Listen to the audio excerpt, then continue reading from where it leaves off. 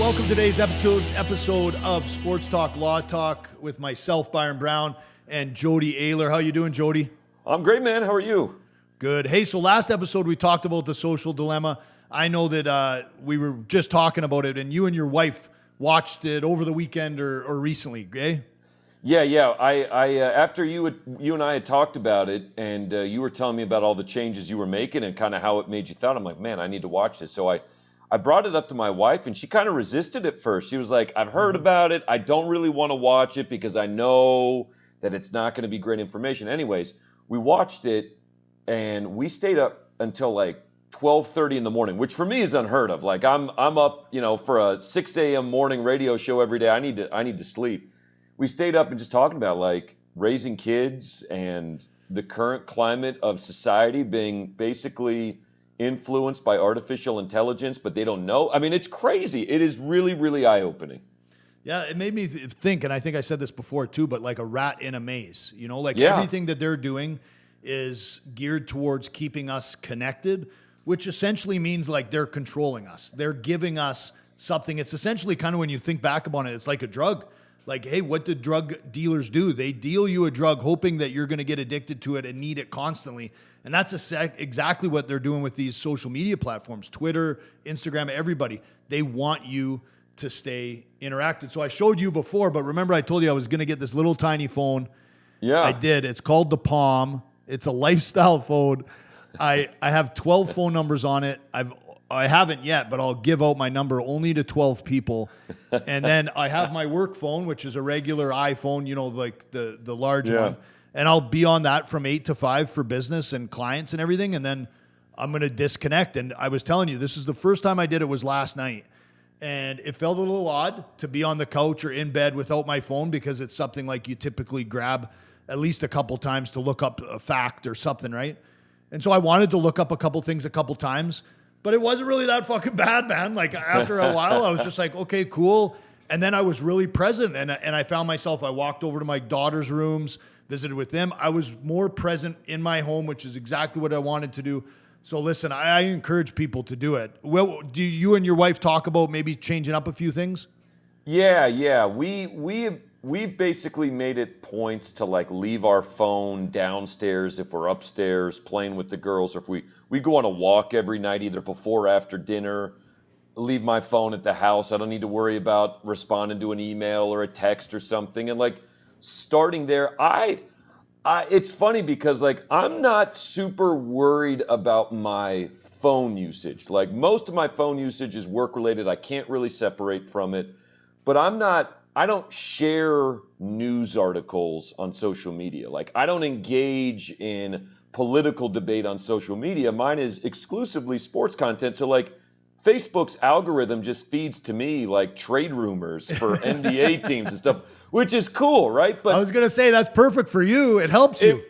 I'm pro robot and I'm pro artificial intelligence in that way. But really for me, it's just like it's the general awareness that the current climate we are experiencing isn't going to magically go away if there's a change in presidency or if there's not a change in presidency, that really we're barreling down a path where artificial intelligence is dividing us in ways that are almost unsolvable unless we really start regulating the way social media companies share information or do that. So mostly it was like, how do we anticipate these changes continuing, and what do we do about it as a family? Like, do we need to move to a sustainable farm somewhere and like be off the grid, like that kind of stuff? That's where kind of my brain went. Yeah, it's funny because like you want to be connected. I think there's a lot of good things with social media and the platforms. I mean, like being able to use Uber and have a vehicle at your disposal to pick you up wherever and take you wherever. I mean, that's great. But then the side effects of that, or the negative side effects, I should say, is just being constantly connected. And when I've talked about this with everybody, it's funny. Everybody knows it's a problem. Everybody knows they're on their phone too much. Everybody knows that, they're being fed things that they want to keep them connected. And everybody knows it's something that they should start to possibly disconnect from.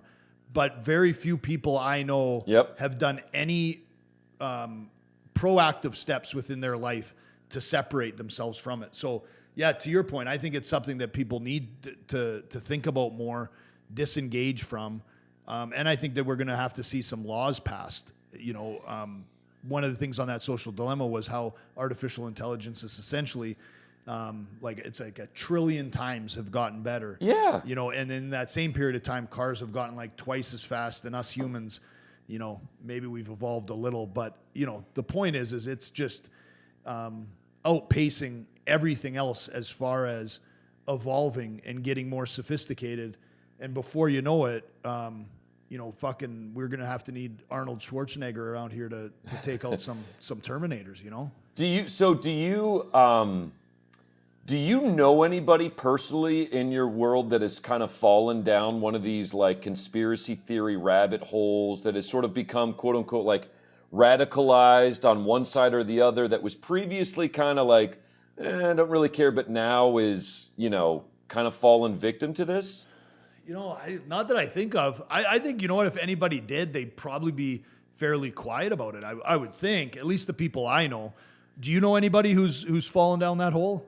Yeah, I have a good friend of mine that has started to believe that like Bill Gates is trying to take over the world by implanting vaccines in everybody, and that COVID is man-made, and it's a conspiracy for Bill Gates and other, multi-billionaires to control the world population, and stuff that came out of nowhere. Like nowhere had this ever been part of any conversation we've talked. I've known this person really well for a really long time. And my first reaction is when I watch is like, oh shit, like he needs to watch this, right? Like that, you need to see what's happening. But I also fear like, well, he's probably too far down that hole, because once you go down there, what you believe is that everything that runs counter to what you believe is actually more reason to believe what you believe, because you're the one outsmarting the world, right? And so that was the first step I took, was like, I just started texting people like, have you watched The Social Dilemma? You need to see it. Like, you just need to be aware of, this isn't just an app and a media company. Like, this is, like they described it, underground oceans of processors and computing power all networked together to overpower you and your brain, and it's doing it. Yeah, that's the thing, right? One purpose. All those people, all the machine, all the intelligence, artificial and human, all geared towards keeping you connected and feeding you information to keep you connected. I mean, like, it's like you're fighting a losing battle when you think about how much energy and time and money is put into ensuring that us consumers continue to consume content, when at the same time we're the lab rats that Instagram and those other platforms are making billions upon billions from, because they know that we're staying connected, and that's helping their advertisers, continue to pay for that particular form of advertising and line in the pockets. The last point I would make about this is like, it's like you and I are both physically healthy people. We eat right. You're obviously significantly further down the path of, your body and doing everything to fine tune it. It would be like if they created a program or a robot in your house that you brought into your house under the idea that this robot was only going to give you food or feed you workout routines that accomplished your goal, but slowly over time started feeding you junk food. And before, 6 months, you've gained 50 pounds, you're out of shape. And I come and I'm like, hey man, what's going on? Do you need, what happened to you? And you were like, what are you talking about? Like, this is exactly where I want to be. Like, people don't realize that they've been fed shit for 6 months, and that's why they're out of shape. And I don't know how you undo that. I think it's like there's just going to be almost an us versus them. Like, give me a community without social media and limited internet connectivity, and let's start a city that way, because I kind of want to opt out of this, the whole thing. Well, it's just like a lot of things in life. Like, you could go down that road, right, of like pollution and what's in our food and how that's affecting us. Like, I mean, there's a ton of shit that us as humans should probably do better. But also, I think what we're super guilty of is being lazy. Yeah. And so that laziness feeds into these things of like instant gratification through social media, instant gratification through food that isn't healthy. I mean, it takes more time to prepare healthy food than non-healthy food. And I think that's takes a lot more time and concentration to read a book than flip through Instagram posts. And I think, it's like a lot of things. Pollution, a lot of it is we're lazy. We really, I think, sadly enough, don't think about our fellow humankind enough. And so we're inherently selfish.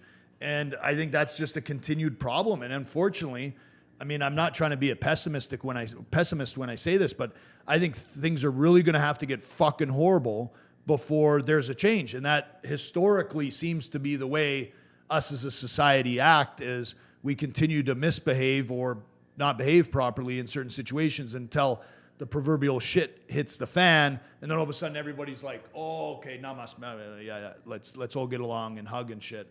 When it would just be better and easier if we did that first and foremost. It kind of reminds me of a little bit of like the tobacco industry, where like people were smoking cigarettes and it was tobacco and it's not great for you, but slowly over time they kept adding more chemicals and more addictive substances, and then they started giving everybody cancer.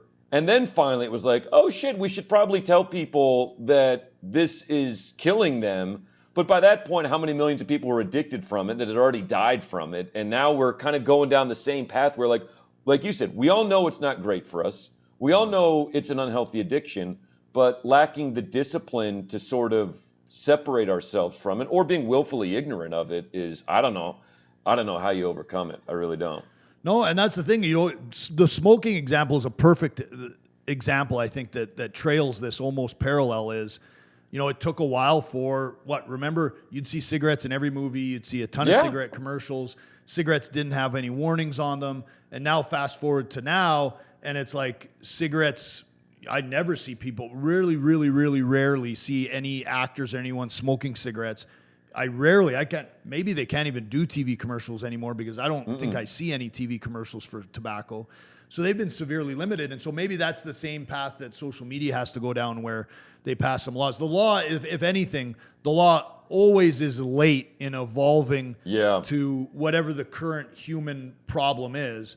And I think, and again, unfortunately, when I've seen laws change, it's because something really bad happens. Like something really bad will have to happen with social media, and then I think people will take interest. Or maybe more accurately, a politician will go, oh shit, I can probably get reelected if I try to fix this problem. It's the truth. It's the sad truth, but I think that's just the way we're going to see it run. It was like the one point they made in there that really resonated with me, and it's kind of about the cigarette thing, is Saturday morning cartoons. Like, you can't show Tito's vodka ads while kids are watching Saturday morning cartoons. There's regulations that prevent you from doing that, but there are zero regulations from what social media and technology companies can show you 24 hours a day, 7 days a week, whether you're old, young, whatever. And because I immediately go, I'm like, well, and I would ask you, like, what's the law? Like, how do you change? Like, hey, you're banned from being on social media for 4 hours a day. Like, what's the legal answer? And I guess it's just, again, you almost get into censorship of what they can and can't show you, and then that holds a whole can of worms. So what is the legal avenue to trying to corral this? Well, it has to be someone in Congress who champions a bill and then tries to make that bill law. Essentially, that's just the way it works. So that's typically when you see the elected officials start to run and scramble and draft a new bill. That bill's always linked to something that they hope is going to have them reelected. And so whatever us as the public consider to be the major issues, that's when I think you see politicians jump on board. They're like, okay, there's a large segment of the population, 60, 70% of them, that believe social media is a problem and people are dying or whatever the issue is, and then they write a bill for it. But, like I said, I mean, we'll see what happens. I mean, one person who clearly had an issue on social media and lately seems to have corrected it is Antonio Brown. He's in the news again. Seattle Seahawks are sniffing around. What can you tell us about the current situation with Antonio Brown and interest from Seattle or any team for that matter in signing him? Yeah, Antonio Brown has 2 weeks away from serving his 8-game NFL suspension that the NFL handed down after a variety of legal issues that entangled him for 18 months or so. And he has begun reaching out, and teams have begun reaching out to him to gauge their interest in signing him. Again, he'd be eligible week 9 to come back to the NFL season. Russell Wilson and Antonio Brown worked out together in the offseason, and the backup quarterback for the Seattle Seahawks is Geno Smith, also a personal friend of Antonio Brown. So there's some direct personal connections there, but his history is pretty well known. He played one game last year for the Patriots, and then was promptly dispatched by the Patriots. He started the season on the Raiders. The Raiders cut him. The Patriots picked him up. And then just an avalanche of legal issues of sexual assault, sexual harassment allegations. A moving van and a mover accused him of assaulting. I mean, there were weird social media videos that you alluded to where Antonio Brown was berating cops that showed up to his house because his son and the mother of his son was feared there's jeopardy, and he was calling the cops, slurs, and he was the one that live broadcasted that on social media. And at the time, Byron, there's obviously the question about Antonio Brown legally, suspension, and there's still even an outlying sexual assault allegation from a trainer that hasn't really been resolved. Does he have the mental health to be a professional athlete? And there was a lot of concern about was he a victim of CTE? He's taken a lot of hits in his career. We know that CTE can manifest itself in a lot of different ways. And so, I mean, I look at this, I'm like, it's a huge, huge risk in a lot of different ways. I think to sign Antonio Brown in the middle of a season, if it was the off season and you had a training camp and a preseason to sort of acclimate him to the team, it's still a risk, but it's somewhat mitigated. In the middle of a season, I think it's a gigantic risk to add that mid-swim. So have you heard anything about possible Pete Carroll being in contact with Belichick about Belichick's experience with Antonio Brown? No, but I would imagine that a lot of that legwork's been done. But yeah, I haven't heard anything specifically. But again, Russell Wilson and Geno Smith are two guys that know him well, and I guess if Russell Wilson vouches for him, maybe that's all the Seahawks would need. I don't know what the depths of their background is. Well, and that's the thing that I'm curious about with a personality like Antonio Brown and the stuff that, I don't know if people remember, the stuff that he was posting on social media. I mean, one, I think he threw a bag of dicks, like gummy dicks, at a woman. I mean, it was kind of funny, but mean at the same time. But he stopped doing that because for a while there, it was like I felt like he was shooting himself in the foot any chance he got. It was sad because the stuff he was posting, I mean, just it was weird. It didn't make sense. It was almost like some 13-year-old girl got a hold of Instagram for the first time and didn't know what to do, so she was just posting crazy shit. I mean, it didn't make him look good, and whether the CTE issue had something to do with it or not, I mean, I would hope that if CT was the issue, that the teams in the league would take that into account and hopefully provide him with some help. And, all that stuff, that health-related stuff is confidential, and so maybe they are doing all of those things to help him. My big thing is how do you bring in someone like Antonio Brown into a team that is what? Is Seattle 5-0, Jody? 5-0, yeah, undefeated. 5-0. So 5-0, why bring in a player that could possibly, I mean, literally, turn your team upside down on its head? I mean, that's the sort of polarity that you run the risk of in signing Antonio Brown.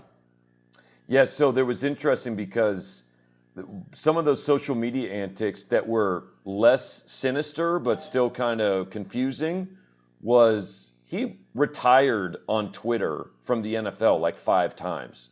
Like every time the playoffs would be on, he'd be like, oh, this team needs me, sign me or something. In the offseason, this team, and then he would retire on Twitter and say like, I'm done with the NFL for good. F you, Roger Goodell. And then the next day he'd come back, and you're right. He's kind of stopped doing that. And I don't know who reached him, who got through and was like, listen, man, if you ever want to play in the NFL again, stop posting crazy shit on social media. Like, you have to stop. To his credit, to my knowledge, he has stopped doing that. I don't follow him, but I haven't seen it in the news cycle at all either. So the thought, if you're the Seahawks, and I don't buy this. I would not touch him with a 10-foot pole. But the thought with the Seahawks is they're 5-0. But they have one of the worst defenses in the NFL. Their defense is statistically atrocious. The Cardinals will see it this weekend.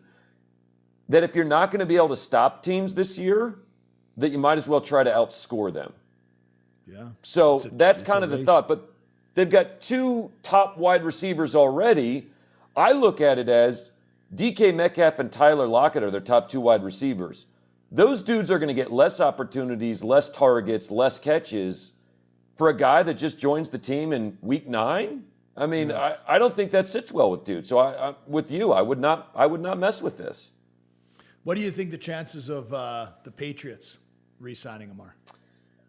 Yeah, because look at they're not doing well, right? What, they're 3-2 or something like that. Newton's back, but they don't have a lot of young. They got some young wide receivers. The one kid Henry from ASU, he showed some promise, but I mean, they could take a player like that. Now the problem I think why he possibly worked on the Patriots in the past was Bill Belichick obviously runs a tight ship, but I think Tom Brady was obviously a huge leader within that locker room, and he has the confidence of every opponent. Even I think as soon as you put him at the helm, people are like, okay, shit, I'm going to listen to whatever he says, whatever he does, I'm going to do. Yeah. And I think that's what benefited Antonio Brown when he was with the Patriots. Now, that same thing could be true. I mean, I've heard Russell Wilson's a great leader. I've heard Pete Carroll's very charismatic, and he's very popular with his players. And I think that's what Antonio needs. So weirdly enough, I think he needs to be with a team that's doing well, because when teams are doing well, they are less prone to question the play calls, the coaches, the personnel calls, whatever it is. And then he can only focus on playing football. But shit, you put Antonio Brown on the Jets, that's a fucking problem, Like, it's a problem. So it's weird. It's like, yeah, if you have a really good team that's 5-0, do you bring on Antonio Brown and it turns everything upside down? But then if you're a shitty team and you're thinking you're going to sign Antonio Brown and he's really going to help you win games, he might actually be more of a problem, because on those teams like the Jets, I mean, the Jets are falling apart by the day, right? The Browns, the same thing. Like, I don't think anybody has any confidence in anything on either of those teams. And that's a situation where I think if he went, it'd be completely fucking bad news for him. Yeah, it's a great point, because with the Jets, there's a vacuum of leadership, right? So he goes there and suddenly he becomes the Pied Piper and your entire team is following Antonio Brown, which is the last thing you want. Whereas if you go to a good team, you kind of have to fall in line. There's an established leader. You mentioned the Patriots. Like, here's the thing about Antonio Brown. If we're talking about Antonio Brown, the football player, every team in the NFL would be better with Antonio Brown. He is legitimately the best wide receiver of his generation. He's a Hall of Fame talent. He's 31 years old, so it's not like we're talking about 36-year-old. The only game we saw him play last year, he got 4 catches for 56 yards and a touchdown in that Patriots game. Like, he'll make you better. One of the reasons the Seahawks are going to be interested is because the Packers are reportedly interested. Aaron Rodgers needs a new weapon. The Saints and Drew Brees, you want to supercharge that offense. Like, on a football level, every good team in the league makes sense. But to your point is, which environment has the infrastructure in place that can't be challenged or weakened by Antonio Brown, that the culture of the team molds Antonio Brown, not that Antonio Brown molds the culture. Belichick fits that. The Seahawks fit that. I'm not sure that the Packers do. The Saints do with Sean Payton. Dude, for sure. So that'll be interesting. Yeah, I think the Packers would be a bad move. I mean, whenever I hear anything about Aaron Rodgers, it seems a little odd, right? Like, the relationship with his family, everything with Danica Patrick. You don't really hear any players come out and defend Aaron Rodgers, which is somewhat telling to me. I mean, if they had all of this fucking faith in their quarterback, and everyone in the media, which is fairly typical, rips them apart for one thing or another, whether it's just the lack of personality or what. So I agree with you. I think Green Bay would be disastrous, but Sean Payton and Drew Brees, I mean, shit, the leadership on the Saints is just rock solid. And I think that's exactly the structure he needs to walk in there and see every other player within that room, which I think would be the case on the Saints. They look to Peyton or they look to Drew Brees. And I think that would enable him to do the same. But it's almost like a kid in school, right? Like, you don't want to put a bad kid in a bad class, because that's just going to perpetuate the bad behavior. You got to take the bad kid and put him in the good class and hope that the good rubs off on him. But then there's a lot of risks with that, right? So it'll be interesting. I'm surprised the Browns haven't been thrown in the mix yet for signing him, because I mean, Baker Mayfield's got an arm, but again, I think that'd be a team that would be disastrous for him to go to. I think they probably learned. I mean, they're still, navigating the OBJ waters, and I think even they know that'd probably be OBJ and Antonio Brown would probably cause that team to implode. I think Antonio Brown's corrosive no matter where you put him. I think you could have Bill Belichick, Tom Brady, Peyton Manning, Joe Montana, Steve Young. Like, I think you could have an entire locker room full of Hall of Fame leaders. I think he's still a corrupting agent. I don't think he's a guy that at this stage of his career you can count on at 31 after all of the bizarre behavior, unless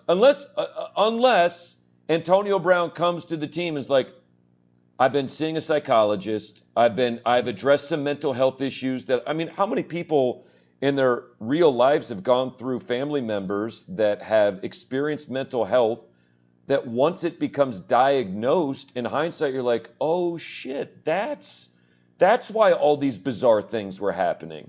And once they start getting treatment, they become more of the person you knew before they went a little erratic. And that was Antonio Brown, who for his entire career was not the person we saw for the last 2 years. So if there was some measure of proof or, validation that whatever issues he had are being addressed, medication, therapy, or something, then I would sign him, because I'm all for people getting chances once they've obviously addressed their mental health. But short of that, I would stay the fuck away. Yeah, I feel the same way. It's interesting. When we talk about him being the personality he is, it kind of makes me think of OBJ. A lot of people heavily critical of him. Not that he has the antics off the field aren't bad. The one recent antic that we heard of, and I'm reluctant to say that it was something bad, but did you hear about him at the LSU game? He paid the players $100 bills, multiple $100 bills for each player. I don't know if every player got paid, but clearly some players on LSU got money from OBJ after a game. And because of that, LSU has now, I believe that they've banned him from attending the games. I don't think it's forever, but that's the punishment levied upon him. And he's a guy that I think, it's not that anything he does, and this I don't think is much of a distraction. I think it's an example probably of social media getting someone caught doing something, because I bet back in the day there was players that went to their alma maters and gave the players some money because those players aren't making anything. But with something like OBJ and the Browns, which we got to talk about because they're not doing well, I don't know, man. I don't see it's a problem of an ex-player going to his alma mater and giving the players some meal money, something to go out and grab a meal with. It wasn't like he gave them $5,000 each. From the news I read, it was like a couple hundred, maybe 300 or 400 to a player, enough to go buy something nice or have a steak dinner. But I got no issue with it. Now, again, I know that it's against NCAA rules and all that shit, but then we can get into a larger topic about how these athletes aren't compensated for their talents anyways, which I think pisses off a lot of old players, and it's why they do what they do. But I don't know. I don't think it's that big of a problem. I don't think LSU should have suspended them, banned them, did whatever they did. What do you think? Well, first of all, I'm really glad that this was the OBJ story you brought up, because there was the direction I thought you might be going was not the most recent. This is the most recent, but just prior to this, there was a story on social media of some groupies that said that OBJ I can't remember if they said he liked to be shit on or he liked to watch people. No, he likes to get shit on. That was the story, that some girl came out and supposedly had been with him intimately and said he likes to get pooped on during intimate time. Which, again, whatever, man. Whatever you do behind closed doors. But he's been made fun of quite a bit for that, and it's been part of the story around OBJ is the most bizarre story possible is believable, right? And there aren't many athletes like that. This LSU story, the only thing he did wrong, because you're 100% right, he wasn't writing checks for $5,000. He wasn't paying. We've heard allegations in college basketball of coaches offering tens of thousands, if not hundreds of thousands of dollars and being paid. He did it on camera. He did it brazenly. He did it. This was after LSU won the national championship, and he was just on the sideline in the locker room, just handing out money to dudes. Didn't care who saw. Social media caught it. TV cameras caught it. So LSU didn't have a choice. Like, I'm sure they didn't want to, but there's literally on film a famous alum handing $100 handshakes to players. If you just wait a couple hours until all the cameras are gone. And then you do it like everyone else does it. Yeah, or you do it the next day. We never hear of this because it happens all the time. But this was the same. Do you remember this? This was the same game where OBJ bumped into a police officer in the locker room, and that police officer filed an assault lawsuit because OBJ was just fucking hammered, walking around handing out money, celebrating like he was still in college, and now LSU was like, this is like it's perfunctory, it's for show. I'm sure he can go back on campus and mingle off hours, but they had to do something. Well, and to your point, man, this stuff happens all the time. So I had a buddy who played, I won't name the college, but he played for a prolific hockey program here in the United States. He won a championship, and he would tell me about like the lobster dinners boosters would throw, and how at those dinners he'd be handed envelopes and there would be cash in it. And again, we're not talking 5-10 grand, but we're talking a couple hundred, and depending how good of a player you are on a team, players would get more than other players.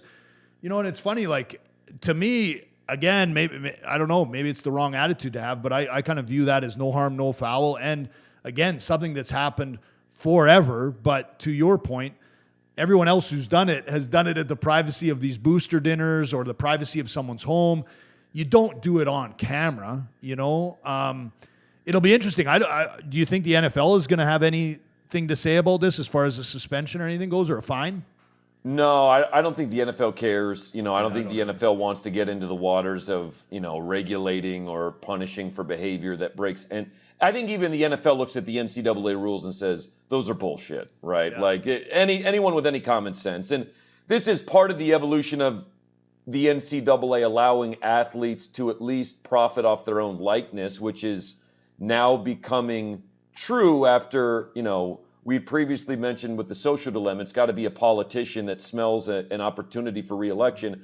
That's basically how the NCAA changed. There were some states and some representatives in states that said, hey, my ticket to making a name for myself in politics is creating legislation that basically renders the NCAA illegal unless they make some changes. And the NCAA has started to make those changes. So in 5 years, 2 years, I don't know what the time frame is, but what OBJ did will not be a problem the way it is today. Correct. Yeah. Well, the other OBJ problem that he has, and a lot of his players have this, or his teammates, I should say, have the same problem, is the Browns are fucking horrible, man. Stephen A. Smith has gone on a rant about the Browns. He was saying Landry and OBJ should get out of town. Obviously, the Jets are disastrous. But the Browns, I mean, what do you think the Browns can do, if anything, to salvage the season, or are they already done? Well, it's funny. They're 4-2. So, They're better now than they've been in a long time. But to your point, Baker Mayfield came out today or yesterday and said, we're 4-2, but it feels like we're 0-6. That's how bad things have gone the last few weeks. Baker Mayfield was terrible. He got benched last week. He was trying to play through injury and they got benched. They're not in a good place, even if they're considerably better off than where they were a year ago. I don't know, man. They're tough because they've kind of done everything the way you're supposed to, right? They drafted the franchise quarterback. They added weapons. They've got the best running attack. Their offensive line has been good. Their defense has some really big playmakers. They brought in a new coach who's kind of a no bullshit, just football coach, not a drama guy. There's just some franchises that it feels like they're cursed. And right. So what do they do? What do they do to turn around, Jody? You look at the Jets. You look Yeah. at the Browns, they definitely have talented players on their team. It's not like these teams have just a bunch of jokers. I mean, Landry is one of the more talented guys in the league. OBJ, obviously, probably one of the better, if not the best wide receivers in the league. So it goes back to what we were talking about with Antonio Brown in my mind is does that locker room have leadership and enough character guys for people to fall behind? Because whenever you look at any of the great dynasties that went on, they were winning, which I think helps everybody fall in line. But when a team just has such a history of losing, what do they do to get out of it? You know, like, do you bring in, like, as a weird example, but the Toronto Maple Leafs, not that they had a bad season, they went through the playoffs and they did very well, but they lacked the leadership. So what they did in the offseason is they just signed Big Joe Thornton, who's long in the tooth for a hockey player, but he's going to, in that locker room, all those young guys will look to that Hall of Famer. And I guarantee, when you look at Toronto next year, they're going to be a different team. They're going to be a better team, and they're going to have leadership all because of Joe Thornton. He signed a one-year deal, $700,000. He's in the twilight of his career, but now he's valuable because of that leadership. And I haven't heard NFL teams doing that as much, where you sign a veteran player who arguably is in the twilight of his career. His best years are behind him, but they sign him because of his leadership capabilities and for players to follow, right? And if you look at any great team, they've always had great leaders, multiple great leaders. But when you look at the Jets or you look at the Browns, try to tell me who the leader is. You can't. Yeah. I mean, you can say maybe it's Landry, maybe it's Baker Mayfield, but at the end of the day, there's not someone who stands up like Drew Brees or like Tom Brady and who is the clear leader within that locker room. I don't know how they turn it around. Oh, it's a great point, and hockey is the perfect place to point to. You're right, like Joe Thornton guys that just come in and clean house, or say like, this is, I'll lead, you follow, lead by example. Baker Mayfield was supposed to be that guy. He's in his third year, right? Your quarterback's supposed to do it, but it's a lot to ask a guy that's also trying to figure out his own way through the NFL, doesn't have any success at the NFL level. No one gives a shit what you did in college. He struggled last year. He wasn't good. This year he's been up and down. I think you're 100% right. I think they spent money in the offseason. They made Austin Hooper the highest paid tight end in football history. They've got 2 number 1 wide receivers. They've got 2 running backs. They got Nick Chubb and Kareem Hunt. They've got Myles Garrett, who they just made the highest paid defensive player in NFL history. It's like, you might need to sign like 6 or 7 locker room dudes instead of one Jarvis Landry, you know? Right. And I think that culture, they've changed coaches, they've changed owners, they've changed quarterbacks, but I don't know that they've ever tried like, hey, let's just bring in a bunch of dudes that come in here and our locker room guys. Well, and you know what? That's maybe a good idea. I mean, I don't know if anybody's ever thought about it, but how about signing like, say, someone, I'm not saying Brett Favre's the best leader. I didn't follow his career like that, but sign a player who doesn't play, who just comes into the dressing room to lead the players and teach these young players the etiquette and how to play the game properly and how to prepare properly, because there is a learning curve for these young guys coming from college over to the NFL. And if you don't have leadership, if you don't have a mentor, I can see them squandering themselves. It's just like in my profession. I was benefited from a mentor. I got out of law school. I didn't know shit, right? I just knew what law school taught me. And I had a great mentor who taught me a lot of things. And I think that works in any stage of life. And maybe some of these teams will look towards that. I know, again, I'm a hockey guy, so I always go back to hockey. But, they had an issue with players, obviously, in sobriety and stuff. The way the NHL does it is the NHL has a player that is a retired player who had substance abuse issues, and he's on the payroll just simply for the fact to talk to the players and make sure they're healthy and make sure they're mentally healthy. And maybe the NFL can do the same. Obviously, there's a lot of great players out there that could be mentors, right? Like Michael Vick, I think, could great. Tony Dungy, someone who I think has mentored a lot of players. A lot of teams could benefit from someone like that. But you bring in these like Teddy Bruschi, like people that these players look up to and they're going to listen to. I think that they could do something like that. If not, you're going to end up players like, you got this great quarterback from Clemson, Trevor Lawrence, and you got retired players like Roddy White telling him, hey, listen, if a shitty team drafts you, stay in college.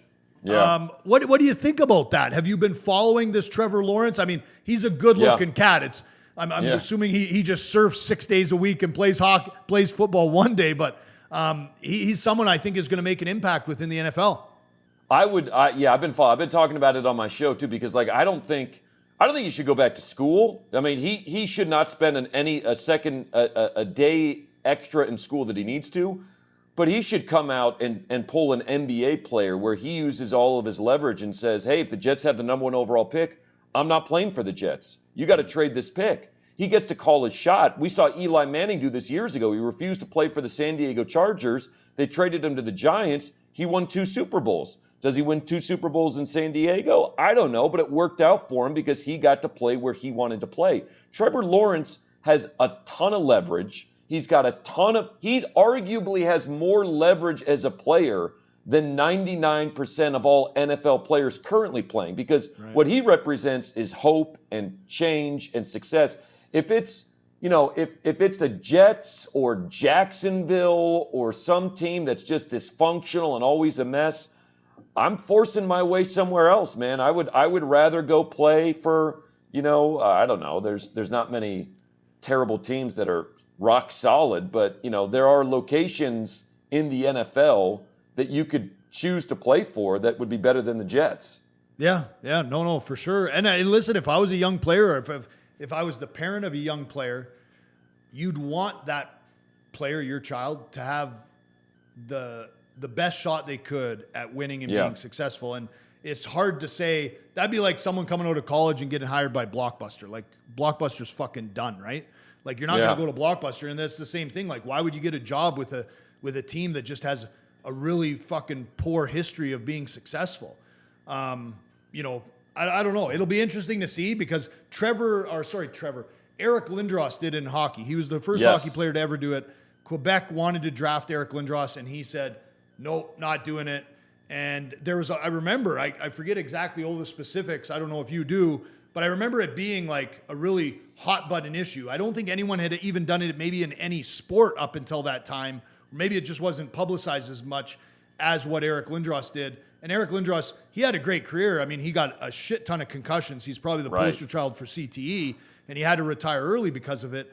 But yeah, I think if I was a player, a young player, or I was related to a young player, that's what I would do. I was to be like, listen, man, bypass the Jets, bypass the Browns, and only go to, a team that is somewhat decent, because these teams just have a history of being fucking horrible.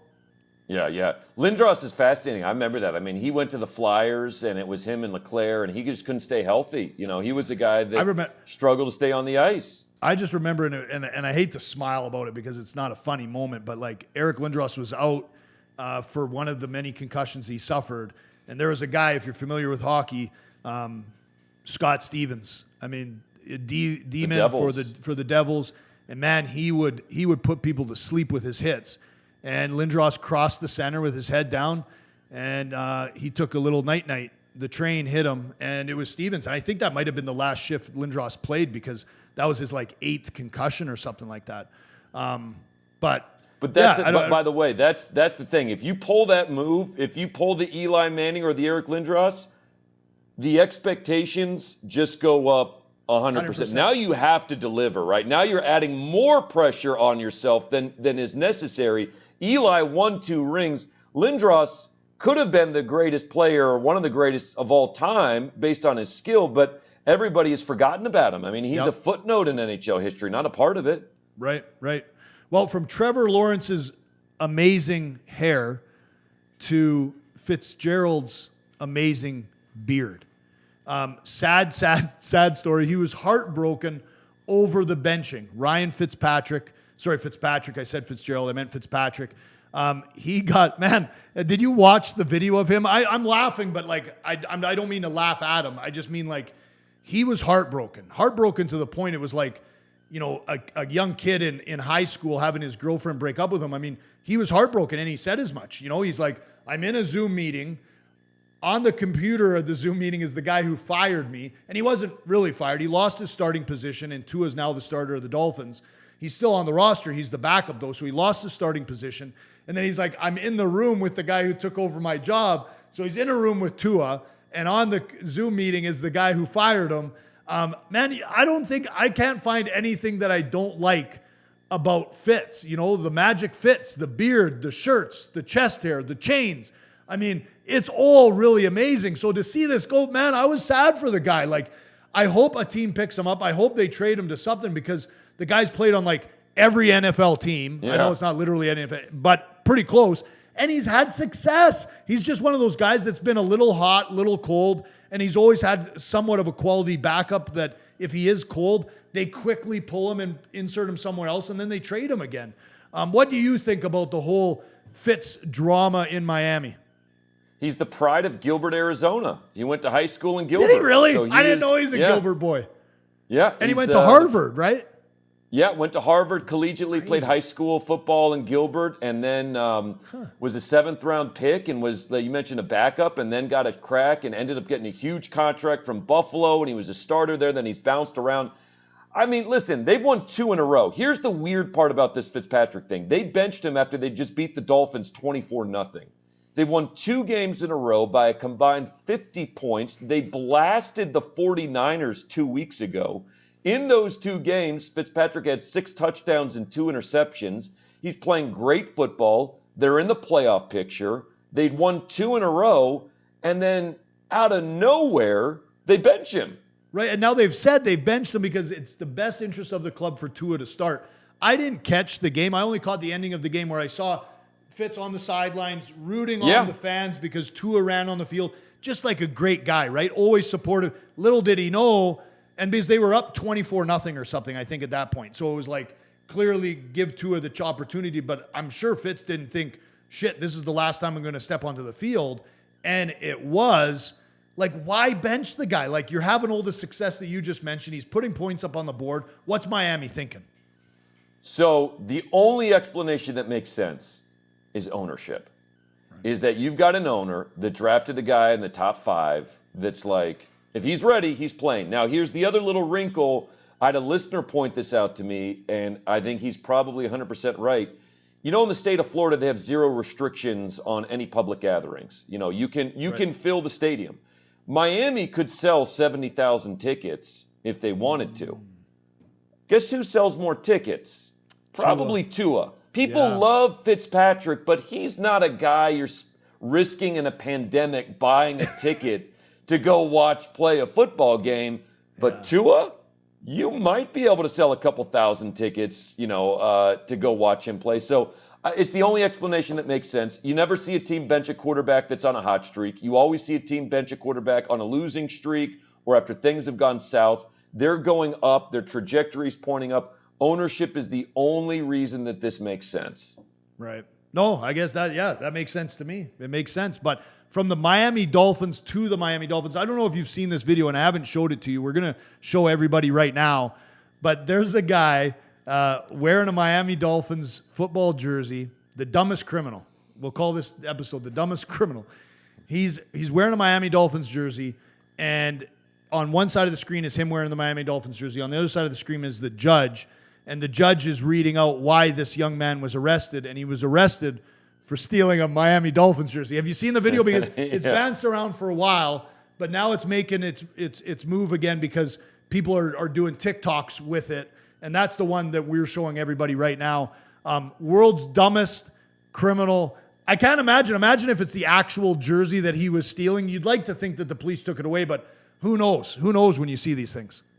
It couldn't be more perfect. And it's in Miami, right? Like, if you're going to see something like this, it's Florida. Like, it's just, man, anything that's fucked up happens in Florida. But we'll leave it with that. Thanks for tuning in to Sports Talk Law Talk. We appreciate it. Click the link. Go and subscribe. Go to Instagram. Find us there. In the bio is the link to go to YouTube and subscribe. We appreciate it. For Jody and myself, thanks again for tuning in. We'll see you next week.